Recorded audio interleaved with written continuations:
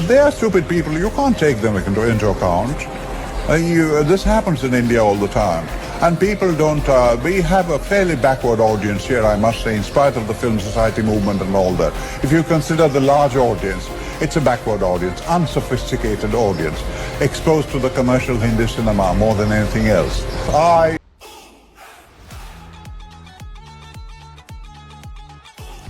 Hello कहने से पहले ये थे the greatest director of India mister Satyajit रे, और ये थे उनके ओपिनियन इंडियन ऑडियंस के बारे में।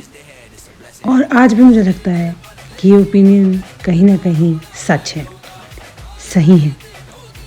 धुरंधर मूवी की अपार सफलता के बाद मैं इस चीज़ को मानने में कोई डाउट नहीं रखती।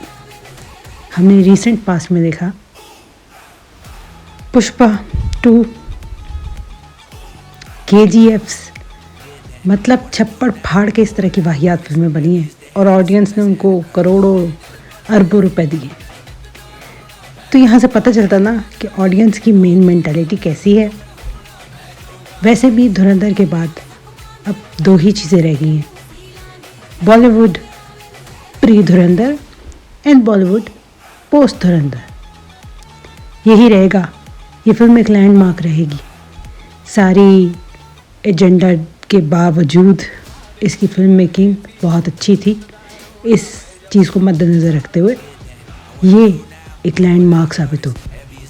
लैंडमार्क फिल्म मेकिंग में, लैंडमार्क रिकॉर्ड तोड़ने में, लैंडमार्क स्टोरी में फिक्शन को इस तरह ब्लेंड करने में कि वो रियलिटी बन जाए। इन सब चीज़ों में कमाल तौर से इस फिल्म ने काम किया है। आधे लोगों को तो यही लगता है कि जो धुरंधर में दिखाया गया है वो ही रियलिटी है। चाहे तो माइक उठा के आम पब्लिक से जाके पूछ लो जिन्होंने धुरंधर देखी है, ये बात सच प्रूव होगी। डिस्क्लेमर कौन पढ़ता है? डिस्क्लेमर कोई नहीं पढ़ता भाई। फिल्म में जो होता है लोग उसे सच मान लेते हैं। देखा नहीं है फिल्म के ऑब्सेसिव हीरो को देख के अक्सर लड़के वही ऑब्सेसिव काम करने लग जाते हैं। एपिसोड देख के लोग मर्डर करने निकल जाते हैं। जो लोग ये कहते हैं ना एनिमल के बाद बड़ा बोला था कि इससे कुछ नहीं होता, कुछ भी नहीं होता, नहीं भाई होता है, साइकोलॉजिकली होता है। कुछ लोग इतने वनरेबल होते हैं कि उनको फिक्शन और रियलिटी में कोई फ़र्क नहीं नज़र आता उन्हें। रांझना के बाद क्या लोगों ने स्टॉकिंग बंद कर दी लड़कियों के साथ? नहीं ना, हुई। ऐसी लड़कियां भी होंगी जो स्टॉक करती होंगी। मैं ये नहीं कह रही कि इसमें कोई जेंडर है या क्या है, लेकिन ये होता है, इट इज़ रियलिटी। और अब रही बात कि बॉलीवुड जैसे 3 इडियट्स थी ना, वैसे उसके बाद 3 इडियट्स के बाद एक लैंडमार्क बन गया था, और फिर अब उसके बाद धुरंधर एक लैंडमार्क बन गई है। धुरंधर के बाद अब कोई भी स्पाई फिल्म ये YRF वाली का तो कोई चांस ही नहीं है कि वो सिनेमा पे चले। जिस तरह की स्टोरी वो लेके चल रहे हैं वो तो इम्पॉसिबल है कि चले अब। लेकिन जो बाकी भी एक्शन फिल्में होगी उनके ऊपर धुरंधर असर डालेगी। लोगों को रीथिंक करना पड़ेगा कि कुछ चीज़ें अब नॉच हाई हो चुकी हैं। ऑडियंस ये मामूली सा काम अब किसी भी तौर पे एक्सेप्ट नहीं करने वाली है। अब उन्हें हाई नॉच चीज़ें चाहिए, उन्हें 1 नॉच अप सब कुछ चाहिए। और ये अगर डायरेक्टर और प्रोड्यूसर और एक्टर नहीं देंगे तो सॉरी टू से उनकी फिल्में बुरी तरह से पिटने वाली हैं। और अब तो सबसे ज़्यादा डर मुझे टॉक्सिक को लेके लग रहा है। मुझे लगता है वो फिल्म अगर इतनी अच्छी ना निकली तो उसके पिटने के चांसेस 100% हैं। वैसे भी साउथ की जितनी भी फिल्में पैन इंडिया पे आई हैं बाहुबली को छोड़कर, बहुत कम उनमें से ऐसी हैं जो फिल्म कहलाने के लायक भी हैं। नहीं तो वही over the top action, over the top बदतमीजी, और उसको उन्होंने फिल्म का नाम दिया है, उसको उन्होंने हीरोइज्म का नाम दिया है। सॉरी टू से ये बहुत ही ख़राब फिल्में थी। ख़ासतौर पे पुष्पा 2 मैं 5 मिनट भी उसे बर्दाश्त नहीं कर पाई। ओह गॉड। और KGF एंग्री यंग मैन को वापस उन्होंने जिंदा किया है। वही जो अमिताभ बच्चन इतने अरसे पहले करके छोड़ चुके थे उसे वापस स्क्रीन पे ला दिया। और लोग वाह वाह वाह वाह क्या फिल्म है। भाई तुम लोग प्लीज सोफिस्टिकेटेड हो जाओ, धुरंधर को देखने के बाद तो हो जाओ, कुछ तो समझ करो, कुछ तो अकल करो। धुरंधर जैसी होनी चाहिए फिल्म जिसको ऑडियंस दिल खोल के प्यार दे, चाहे वो किसी पार्टी का एजेंडा ही क्यों ना हो, चाहे वो किसी की एक्स्ट्रा प्रेज क्यों ना हो, लेकिन फिल्म तो ऐसी हो ना कि इंसान देख तो पाए, कोई लॉजिक तो लगे उसमें, कोई सोचने का कोई एक ऐसा एलिमेंट हो जिससे पीपल अपने आप को रिलेट कर सके, अटैच कर सके। बाकी फिल्मों में तो वो भी नहीं था।